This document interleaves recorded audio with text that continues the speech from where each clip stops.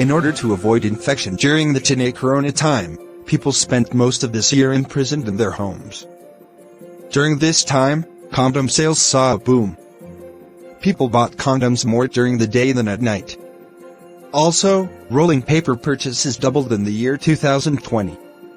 This has been revealed in the delivery trends of the Concierge services app Dunzo. Condom orders on the Dunzo app were 3 times higher by day than at night. It increased 6 times in Hyderabad, 5 times in Chennai and 4 times in Jaipur. Mumbai and Bangalore saw a 3-fold increase in condom orders during the day. In Bangalore this year, people made 20 times more rolling paper orders than Chennai. This paper is used to make cigarettes. It is also used in many other works.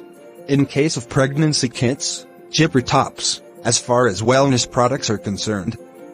While the highest number of orders for pregnancy test kits came from Jaipur. Many users also purchased food items from the app. In Bangalore, people ordered the highest number of chicken biryani, while in Mumbai, dal khichdi was the most sought after. Similarly, idli in Chennai and aloo tikki in Gurugram were the first choice.